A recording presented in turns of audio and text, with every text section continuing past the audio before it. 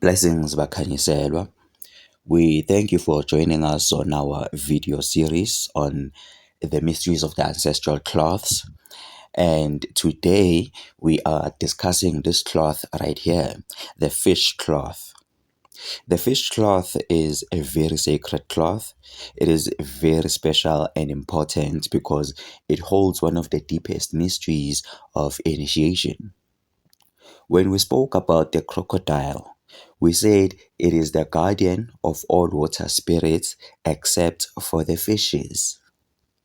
This is because the crocodiles stand on their own, right? Looking at the symbols of this cloth, we see that there are two fishes who seem to be intertwined together. This describes an initiate who is double in that he is half this and half that, and in this case, half fish, half human. So, this cloth is for those who are working with mermaid spirits or mamlambo. If you're working with such spirits, you are working with some very ancient beings. The fishes are much older than the reptilians in that they have always been here on earth way, way before the crocodiles, the reptilians. The fish people exist just like the reptilians. They are very, very intelligent people. They are very intelligent beings, rather. The initiates of this cloth will often dream of different kinds of fishes like mermaids, dolphins, sharks, whales, etc. They will most often dream of being in the ocean, not once or twice, but this is a repetitive pattern. It's a repetitive dream. They dream of the ocean and the different types of fishes, right? The initiates of this cloth are very connected with the ocean and they feel at home when they are near the ocean. That's why it is advisable for these initiates to always be near the ocean. When they are away from the ocean, they may feel a sense of uneasiness. They become dull, disconnected, disorientated, and diseased. I once came across such a person, and when I saw her, she was very, very frail and weak. You could tell by looking at her that she spends most of the time in the hospital. And when I first saw her, the spirit just told me that this person is sick, and the only way for her to get healed is for her to go to the sea. What I saw in her was a mermaid, and she didn't even know, right? There are people that are very connected to water. In fact, there are mermaids are among us. There are people who are mermaids and mermen, but they don't know. There are people who are connected to the fish people. These fish people have two webbed hands and two webbed feet. They have the faces of a fish and a human-like body structure. Credo Mutwa even made little sculptures of how these beings look like. These are the creatures that are known as the Nomo or the Ngumu. Both these words are actually Zulu words. Nomo is a Zulu term for these fish-like creatures. There are four main varieties of these fishes, of these beings, basically. It's the dolphins, the mermaids or mermen, the whales, and the Nomo. The dolphins taught humans about arts and science. The mermaids taught humans about beauty and love. The whales taught humans about spirituality and God. And the Nomo, they taught humans about their origins and their history among the stars. As a result, they also taught humans about astrology and astronomy, among other things. The fishes, in their varieties, have always been teachers of humanity from a very long time ago. They are the elders to us humans and even to the reptilians. So the initiates of this cloth are taught and are activated directly by these underwater fish beings, right? They may encounter these beings directly, or they may encounter these beings through dreams. In most cases, when an initiate gets activated by these beings, they will get activated through dreams. This is because the fish elders are very psychic. And as a result, the initiates of this cloth are also quite psychically charged, right? The fish elders can psychically communicate with us through dreams, and they can connect with us psychically in waking life through telepathy. As a result, the initiates of this cloth are closely connected with the gift of telepathy. Telepathy is to be able to communicate through thought and the ability to read thoughts. Each and every one of these underwater fishes have, or rather, they can teach initiates how to be telepathic and how to read thoughts. Indeed, for some of these initiates, telepathy and reading thoughts is a natural gift. They do this by activating the Eye of Itongo or the Great Eye. The initiates of this cloth are rarely taken by these beings physically, like the crocodile initiates, right? They may have an encounter with these beings, but they are rarely taken by these fish creatures. If they do get taken, it is never for a long time, right? Nothing more than 3 days, right? When these beings take you, they will definitely transport you directly to Sirius, because our water here on Earth is energetically connected with the water planet of Sirius. Just like our sun. Our sun within this solar system, our sun is connected to Sirius. But human beings have been banned from Sirius. We are not allowed to go there. So that's why people are rarely taken physically by these beings. If it does happen that you get taken physically by the fish elders, when you come back from that initiation, you come back not as a healer, but as a prophet, or more specifically, a messenger. A prophet is actually a messenger.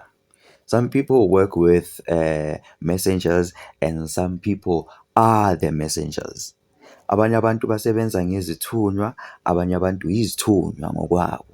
Basically, kunabantu abaphiwe, kunabantu abaphathisiwe, kunabantu abathunyiwe, bese kunalaba abambathisiwe. But that is a story for another day. So for these people, bathunyiwe, they are sent as messengers, and this is what makes them prophets.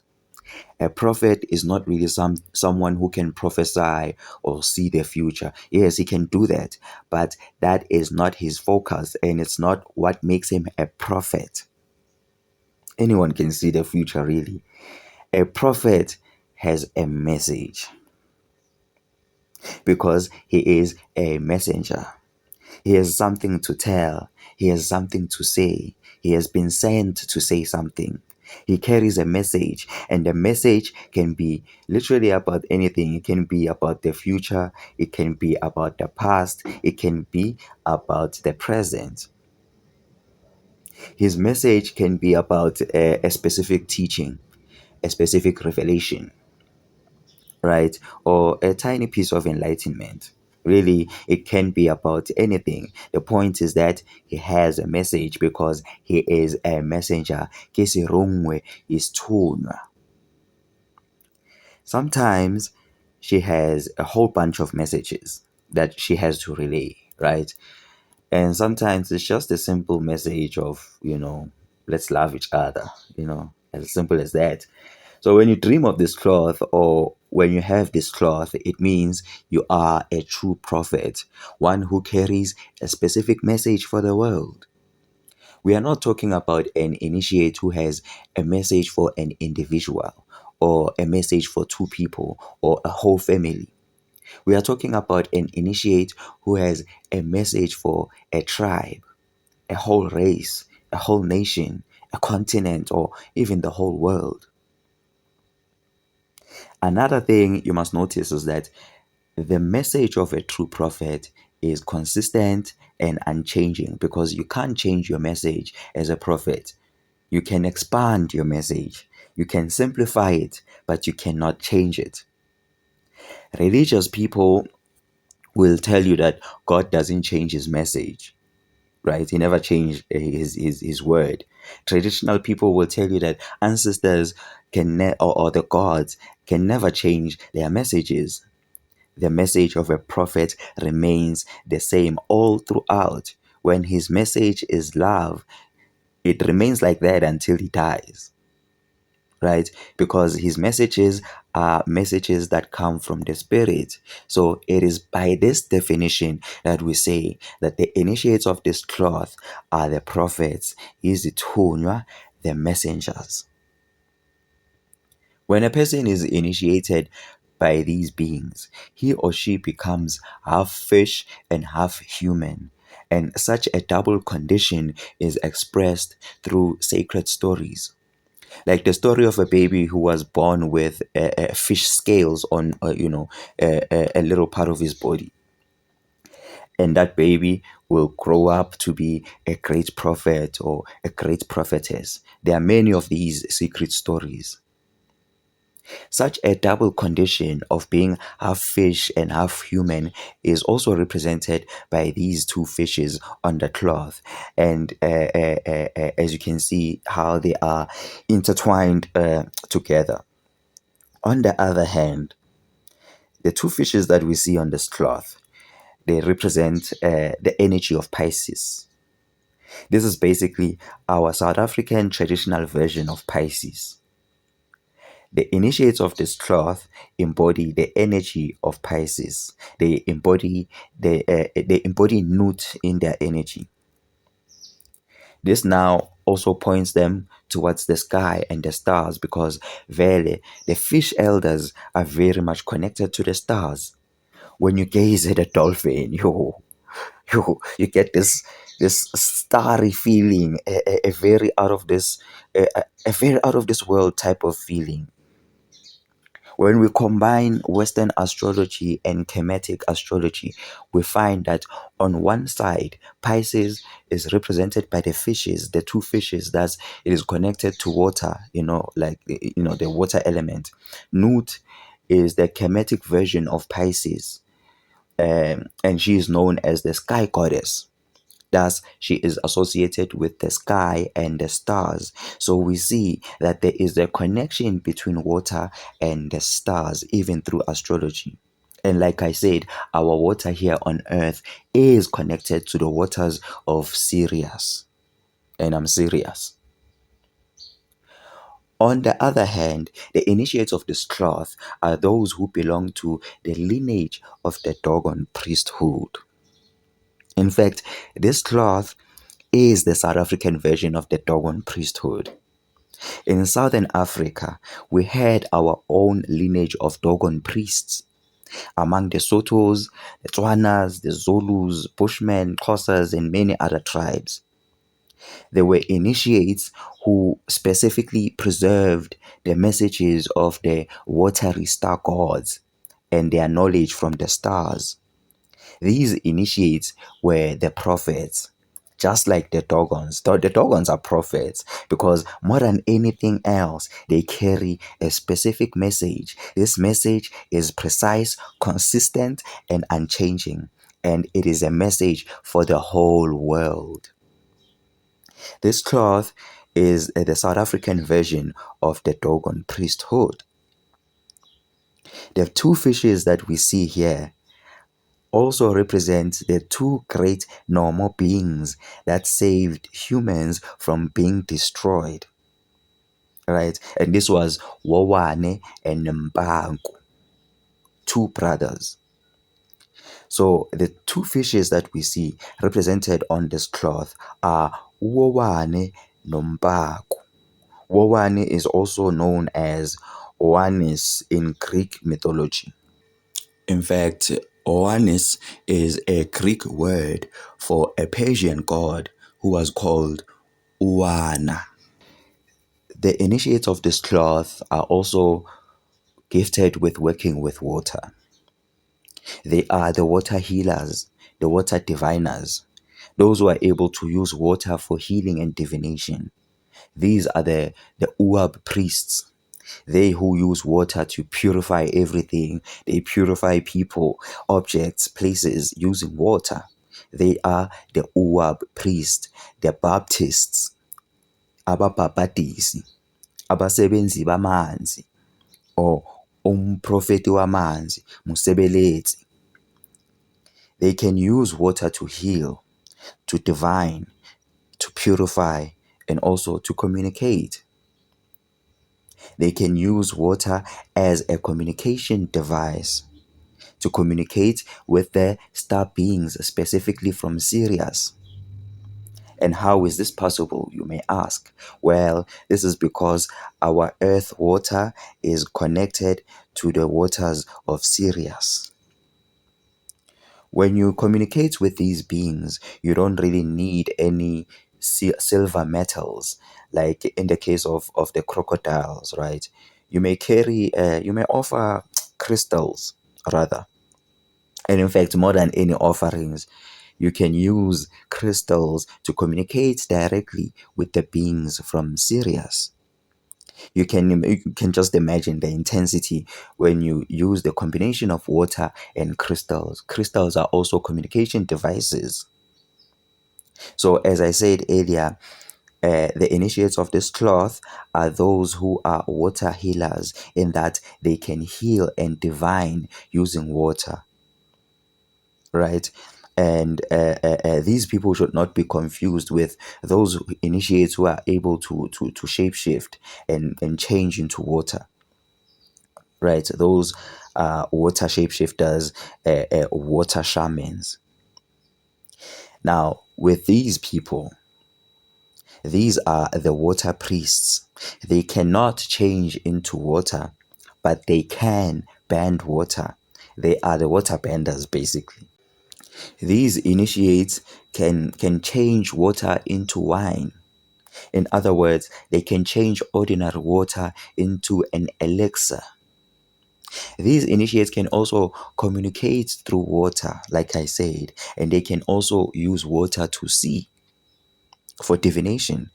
Lastly, these initiates have the ability to also walk on water. Some may even do this in their dreams, and such a dream occurs to the initiates of this cloth. Like, these are one of the dreams that these people are likely to have. Last time, if you remember, we spoke about the story of Jonah in the Bible, who was swallowed up by a big fish.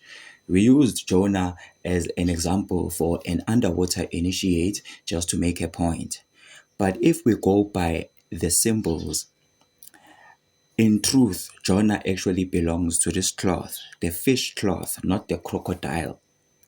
Even the symbols are agreeable with this. The story of Jonah is the story of one who is initiated underwater, not by the crocodiles, but by the fishes. Even the word Jonah, which is another form of the name John, is but a shortened version of the name Johannes or Johannes. Johannes is the Hebrew version of the Greek name Owanes and the African name Wowane. Jonah, John, Johanna, Johannes, Johannes, Ohanes, Wowane are the same basic word and the same basic name. Now, after Jonah was initiated for 3 days underwater, he came out not as a healer, but as a messenger, a prophet. So when dealing with this cloth, we are dealing with mostly, teaching people. You can heal people, definitely, and you can divine through water, yes. But this gift also leans towards teachings and being a teacher. This now brings us to another aspect of this gift. Since this cloth is for the messengers who are also teachers, it means that this cloth is associated with priesthood, like being a priest, ubufundisi, ubugobela, the preacher, the rabbi, the pastor, the bishop, or the rasibi. In truth, Christianity as a whole, in all its varieties, actually comes from the mysteries of this cloth. It belongs under the mysteries of this cloth. That's why Catholic popes have this hat or a crown that they wear, which looks exactly like a fish. These popes are but descendants of an even much earlier priesthood, dating all the way back to Babylon and all the way back to the Dogon priests, right? Even there's this thing, Dagon, but we are not there. The mysteries of Christianity are connected with the two fishes we see right here on this cloth. All the mysteries of Christianity come from the mysteries of the two fishes. Ubufundisi wasabona buphume emanzini. Priesthood comes from the waters. It is based on the mysteries of water and the mysteries of the fishes. Before Jesus Christ did anything according to the Bible, he first went to the waters, and that is where he was initially activated. Right? His first words to his disciples were, "The kingdom of heaven is at hand. Come with me, and I will make you fishers of men." His first miracle in the book of John was to turn water into wine. And this other thing of walking on water. As I said, these are one of the many gifts associated with this cloth. Jesus Christ actually walked on water right after he fed more than 5,000 people. He fed them the mysteries of the two fishes. They say he only had two fishes and five loaves, and with that, he fed more than 5,000 men. Meaning, he shared the mysteries of the two fishes, right? And only 5,000 people actually understood him. Even with those two fishes, there were still some leftovers, meaning, even with the 5,000 people that were enlightened, they still couldn't digest the mysteries fully. Hence, there were leftovers. So, the two fishes basically represent everything that Jesus Christ taught, and therefore everything that Christians know and teach. Right? Everything that Christians know and teach is fundamentally the mysteries of the two fishes, because the two fishes represent everything that Jesus Christ taught at that time. That's why I say Christianity comes from the lineage of this cloth and its mysteries. The teachings of Christianity are the teachings of the two fishes. And guess what happened right after he fed those people with the mysteries of the two fishes? His next miracle was to walk on water. He also did some water bending when he calmed the raging waters, right? There's also another miracle where he actually helped his disciples to catch fish. So Christianity as a whole is very much connected to water. That is why African churches use water in many ways, right? The mysteries of Christianity are connected to the mysteries of this cloth, right? This cloth right here. In terms of mermaids, I know that some people may fear mermaids. There are there are good mermaids and there are bad mermaids, if you may say. There are mermaids that are also connected to Sirius. There is a giant mermaid who we may call the goddess of the waters, right? Inkosazana yamanzi. But both these titles are not really fit because they are overly used and overly corrupted. This mermaid that I'm talking about is very big. She is too big for a river, a lake, as spring water. She's very, very big. She's a giant, basically, bigger than the biggest whale. She is very, very huge. Right? She is the life now. She is the life of the water, this goddess. Because water is alive. it's alive. There's dead water and there's living water. So this goddess is the life within water. Every aquatic animal is directly under her guardianship. She swims with the fishes and she dives with the dolphins. She is the expression of love, freedom, and joy. She is she's something else. But Kanyeswala, this cloth right here is very sacred. And it is very important and special. It has its own mysteries, it has its own gifts, it has its own burdens, it has its own initiation, and it has its own ascension.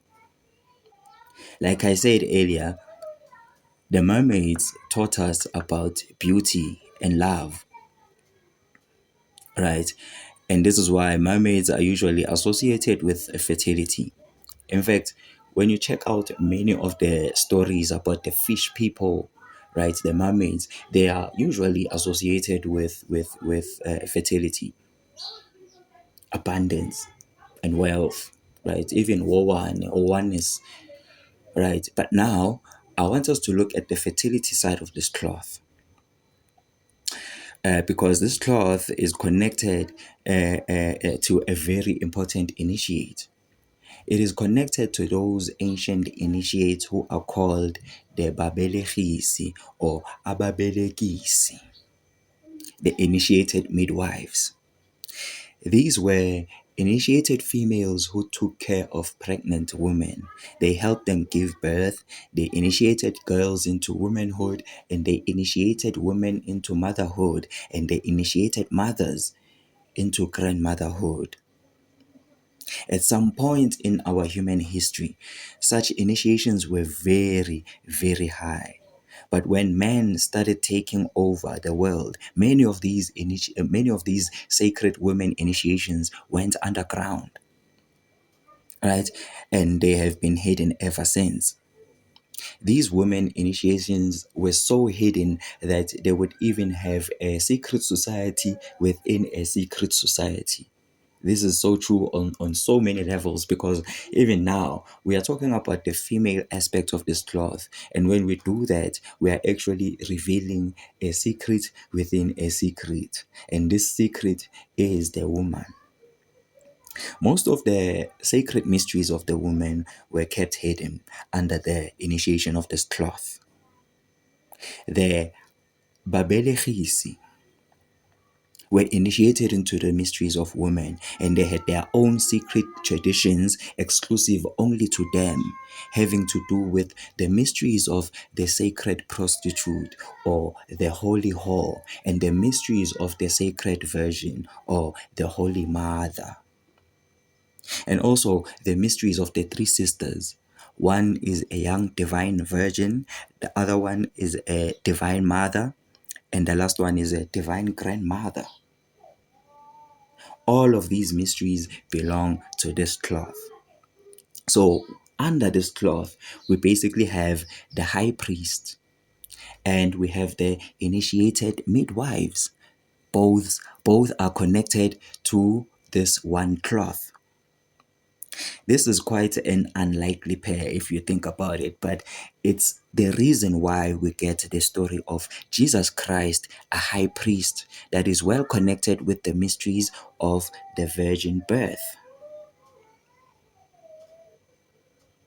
right? Because both of these mysteries belong to the same cloth.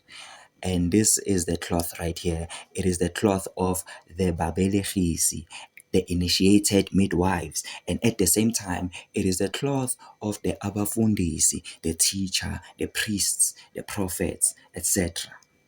I want to say the priest side of this cloth is the male side and the midwife is the female side, but I really cannot say that because even females can be teachers. They can be priestesses and prophets. But what we can say is that this cloth is actually a feminine cloth. Even Christianity, by the way, is a female religion. That's why Credo Mutwa said many Africans were attracted to Christianity because of its femininity. which is something that is considered great by many Africans. Anything that is female is automatically considered great and sacred in Africa. The mysteries of the Roman Catholic priest are tied up with the mysteries of the Holy Mother. Why? Because the mysteries of the priests are well connected with the mysteries of midwifery. Hence, we have the mysteries of the high priest and the mysteries of the midwives falling under the same cloth, right? Among the Pedi people, such an initiate would be called a Rasebi, one who was a spiritual leader of the initiate. In fact, there would be a Mulishe Tlaman, who is a custodian of tribal knowledge, right? The spiritual leader of the tribe, the custodian of the tribe, belonging to the elephant cloth. Then under the Mudishi, there was a Rasibi, who is basically a Gobela or a teacher. In Zulu, a Rasibi is called a Babi or a Baba. Hence, even a Gobela, even to this day, a Gobela is called Ubaba. It doesn't matter whether this Gobela is male or female. A woman can be Ubaba. A woman can be a Rasibi, right? Which supposedly means teacher. In Christianity, Christians also refer to their priests as the Father. Catholics call their Pope the Holy Father. The Jews call them Rabbi. When we take a closer look at the word Rasibi, it's a title for a teacher, yes, but the word itself means father of sin.